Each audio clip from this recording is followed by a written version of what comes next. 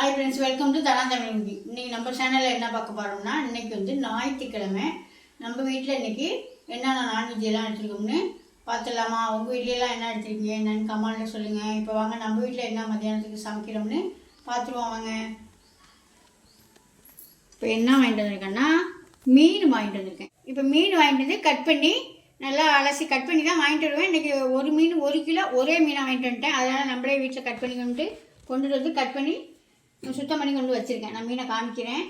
இப்போ வந்து இது எடுத்துன்னு பார்த்தீங்கன்னா, தக்காளி வெங்காயம்லாம் அரிஞ்சிட்ருக்கேனா. இது வந்து சிக்கன் கொஞ்சம் வாங்கியிருக்கேன். அதனால் சிக்கன் அப்படியே கிரேவி மாதிரி வைக்கிறதுக்கு தக்காளி வெங்காயம். இது வந்து மீன் குழம்புக்கு சின்ன வெங்காயம் பச்சை மிளகா. இது வந்து இஞ்சி பூண்டு வந்து மீன் இதுக்கு சிக்கனுக்கு. நம்ம எப்போதும் போல் நான் மீன் குழம்பு ரெடி பண்ணி வச்சுட்டேங்க. புளிக்கு தேவையான புளி கரைச்சி நான் இந்த மீன் இவ்வளோ தான் எடுத்திருக்கேன். மீன் மண்டை வால் அதுதான் எடுத்திருக்கேன். அதுக்கு தகுந்த புளியை கரைச்சிட்டு அதுலேயே உப்பு போட்டு நம்ம தேவையான மசாலா ஐட்டம் கலந்த தூள் இருக்கா, அந்த கலந்த தூள் போட்டு தக்காளி எல்லாம் கரைச்சி ரெடி பண்ணி வச்சுட்டேன். இப்போ அடுப்பு பற்ற வச்சு எண்ணெய் சட்டி வச்சு 2 ஸ்பூன் எண்ணெய் ஊற்றியிருக்கேன். எண்ணெய் நல்லா காஞ்சிச்சு. வெந்தயத்தை வெடிக்க விட்டுக்குவோம். இந்த பக்கம் உட வச்சுருக்கேன். ஒரு பக்கம் மீன் கொண்டு அரைச்சிடலாம். எண்ணெயை நல்லா வெடிச்சதுக்கு பிற்பாடு அரிஞ்சு வச்சுருக்க வெங்காயம் பச்சை மிளகாயும் சேர்த்து நல்லா வதக்கிடுவோம். நல்லா வெந்தயம் நல்லா வெடிச்சிடணும். அப்போ தான் மீன் குழம்பு நல்லா வாசமாக இருக்கும்.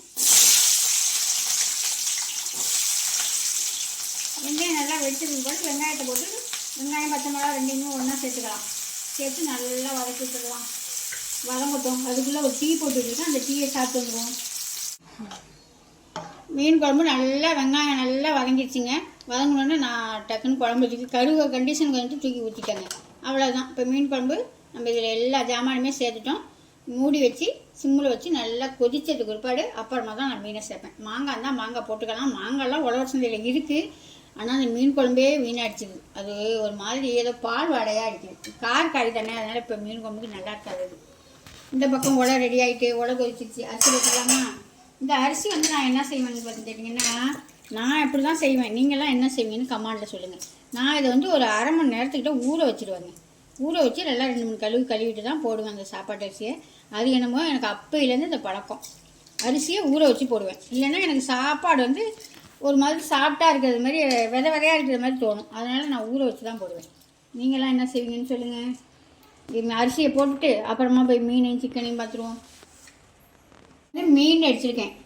மீன் வந்து ஒரு 10 பீஸ்கிட்ட மீன் இருக்குது. அதுக்கு தேவையான உப்பை போட்டிருக்கேன். கொஞ்சோண்டு மஞ்சத்தூள், ஒரு அரை ஸ்பூனுக்கிட்ட மல்லித்தூள், நல்லா 1 ஸ்பூனு மிளகாத்தூள் அதில் போட்டிருக்கேன்.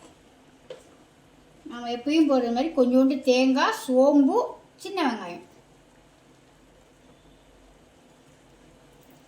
இது சில பேர் வந்து இஞ்சி பூண்டு பேஸ்டெல்லாம் போடுறாங்க. நான் போட மாட்டேன். அப்புறம் சில பேர் என்ன செய்வாங்கன்னா கொஞ்சமாக புளி சேர்த்துக்குவாங்க. புளி தண்ணி, அந்த தண்ணியை சேர்த்துக்குவாங்க. நான் வந்து இப்படி தான் செய்வேங்க. இதை பெசரி வச்சு அமுக்கி வச்சுட்டு நல்லா 1 மணி நேரம் சென்று வறுத்து எடுத்துக்கலாம். அதுக்குள்ளே போய் இதை பெசரி வச்சுட்டு போய் சிக்கனை போய் சுத்தம் பண்ணிக்கிட்டு வந்துடுறேன். அவ்வளோதாங்க. நல்லா மீன் குழம்பு இறக்குற பக்குவத்துக்கு கொதிச்சிடுச்சு. இந்த மாதிரி கொதிச்சதுக்கு பிற்பாடு தான் நம்ம மீனை போட்டு நல்லா சிம்மில் வச்சு மறுபடியும் ஒரு கொதி வந்ததுக்கு பிற்பாடு இறக்கி வச்சுக்க வேண்டியதுதான். இப்போ மீனை சேர்த்துடலாமா? ஃபஸ்ட்டு மண்டையை சேர்த்துருவோம்.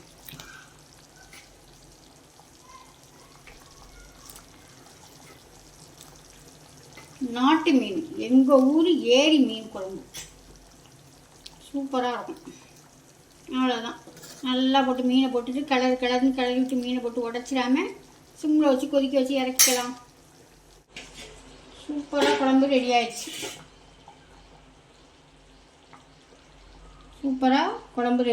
அவ்வளோதாங்க. இதை இப்போ இறக்கி வச்சுட்டு நம்ம சிக்கனை வதக்கி விட்டுடலாம். இது அப்படியே நான் கரண்டியெல்லாம் போட்டு கலக்கவே இல்லை. திருப்பி மூடி இறக்கி வச்சுக்குவோம்.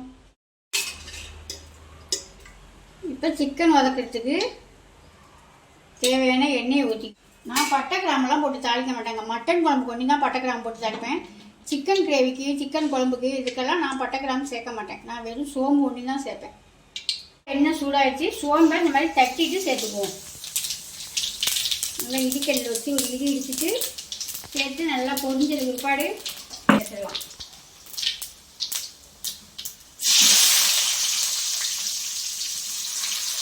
வெங்காயத்தை போட்டு நல்லா வதக்கும் பிற்பாடு அப்புறமா என்ன சேர்க்கணும்னு பார்க்கலாம். எல்லாருக்கும் வைக்க தெரியும் சிக்கன் குழம்பு, மட்டன் குழம்பு, எல்லா குழம்புமே. இருந்தாலும் அவங்கவுங்க ஒவ்வொரு மாதிரி வைப்பாங்க. இப்போ நான் அந்த சோம்பு ஒன்று தான் போட்டு தாளிப்பேன். சில பேர் பட்டை கிராம்பெலாம் போட்டு தாளிப்பாங்க. வெங்காயம் இந்த மாதிரி ஒரு கோல்டன் கலருக்கு வந்ததுக்கு பிற்பாடு நம்ம இஞ்சி பூண்டு அரைச்சி வச்சுருக்கோமா, அதை அதில் சேர்த்து நல்லா வதக்கிட்டு பச்சை வடை போகிற அளவு நல்லா வதக்கிட்டு அப்புறமா தக்காளியை சேர்த்துக்கலாம். வாசம் போகிற அளவுக்கு நல்லா பச்சை வடை போகிற அளவுக்கு நல்லா வதக்கிவிட்டு ஒரு கொத்தி கருவேப்பிலையை போட்டு அரிஞ்சதுக்கு தக்காளியும் சேர்த்துக்கணும். தக்காளி கொஞ்சம் நிறையா சேர்த்தோம்னா தான் நமக்கு நல்லா கிரேவியாக நல்லா இதாகும், சாப்பிட்றதுக்கும் நல்லாயிருக்கும், கிரேவியும் கிடைக்கும். அதில் ஒரு சொல்லி உப்பையும் போட்டு வதக்கி போடலாம்.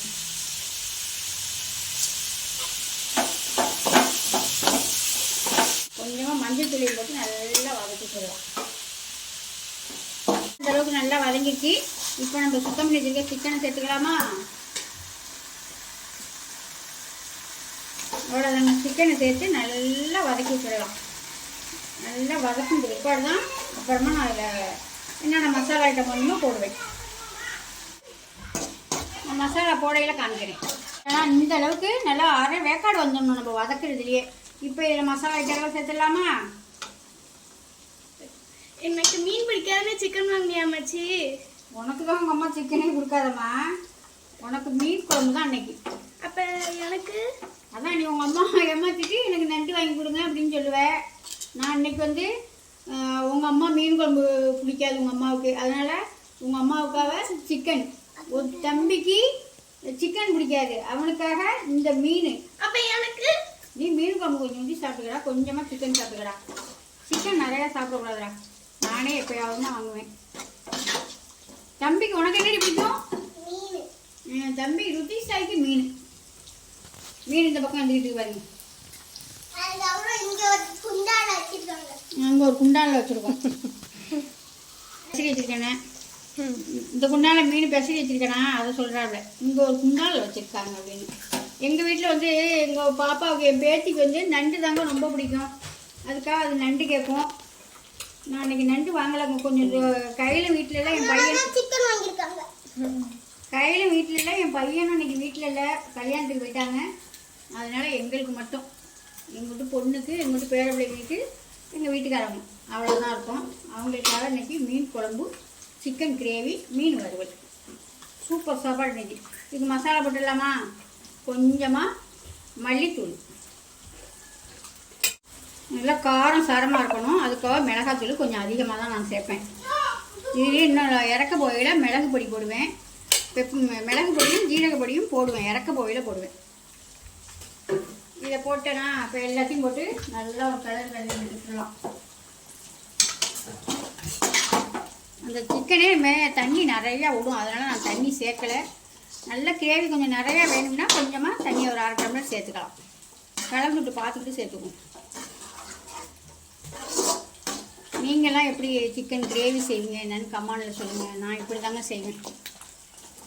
நான் தேங்காய் ஊற்ற மாட்டேன், எந்த குழம்புக்குமே தேங்காய் ஊற்ற மாட்டேன், உங்களுக்கே தெரியும். ஆனால் இன்னைக்கு வந்து இந்த சிக்கன் கிரேவிக்கு தேங்காய் கொஞ்சமாக அரைச்சி வச்சுருக்கேன், அதை சேர்த்துக்குவேன். ஏன்னா இந்த பிள்ளைங்களுக்கு, எங்கள்கிட்ட பேர பிள்ளைங்களுக்கு, இவங்க பொண்ணுக்கும் பிடிக்காது தேங்காய் ஊற்றாமல். அதனால் இந்த தேங்காயும் சோம்பும் அரைச்சி வச்சுருக்கேன். சூப்பராக ரெடி ஆகிடுச்சிங்க. இப்போ இந்த சமயத்தில் தான் நான் தேங்காய் சேர்க்க போகிறேங்க. தேங்காய் சேர்த்ததுமே அந்த நல்ல ஒரு கலராக இருக்குல்ல, அந்த கலர் மாறிடும். அதனாலேயே எனக்கு தேங்காய் போட்டால் அந்த டேஸ்ட்டு பிடிக்கிறது. இவங்களுக்கெல்லாம் தேங்காய் சேர்த்தாதான் பிடிக்குமா? சரி போங்க. கலர்களுக்கு ஒரு கொதி வந்து பிற்பாடு இறக்கிட வேண்டியதான். இந்த பக்கம் மீனும் ரெடி ஆகிடுச்சு. சாப்பாடெல்லாம் அப்படின்ட்டு மத்தியான சாப்பாடு சூப்பராக ரெடி ஆகிடுச்சுங்க. சாப்பாடெல்லாம் என்ன குழம்புலாம் பார்த்துருப்பீங்க. நாட்டு மீன் குழம்பு, அப்புறம் மீன் வறுவல், அப்புறம் சிக்கன் கிரேவி செஞ்சுருக்கேங்க. சாப்பிட்றதுக்கு உப்பெல்லாம் இருக்கான்னு பார்த்து சொல்லுங்கப்பா. மீன் குழம்புனா இவருக்கு ரொம்ப பிடிக்கும். அதோட எங்கள் வீட்டு ருத்திசாய்க்கு எப்படி பிடிக்கும்? பிடிக்குமா பிடிக்காது? எனக்கு சூப்பராக பிடிக்கும். மீன் வறுவல், மீன் குழம்புனா அவர் நல்லா சாப்பிடுவார். உப்பெல்லாம் கரெக்டாக இருக்காப்பா? மீன்லாம் வச்சு சாப்பிடுங்க. அவ்வளோதாங்க. ஞாயிற்றுக்கிழமை ஸ்பெஷல் ஒரு வத்தலோட போட்டு நிற்கிறாமா. வெயிலில் நிற்கிறது இப்போ நல்ல வெயில் வேற எங்கள் ஊரில் கொளுத்தி எடுக்குது. உங்கள் ஊர்லலாம் வெயில் எப்படி இருக்குன்னு அதையும் கமாண்டில் சொல்லுங்கள். வெயிலில் நிற்கிறது ஒரு மாதிரி இருக்குது. போய் அதை எடுத்து அந்த கட்டி போடுறது, அந்த பக்கம் வைக்கிறது, இந்த பக்கம் வைக்கிறது, இல்லை வெயில் அடிக்கிறது ஒரே ஏரியா இருக்குது. இப்போ வாங்க, நீங்களும் வாங்க, நம்ம வீட்டில் நாட்டு மீன் குழம்பும் சிக்கன் கிரேவியும் எல்லாரும் சேர்ந்து சாப்பிடுவோம். வீடியோவில் பார்ப்போம். பாய்.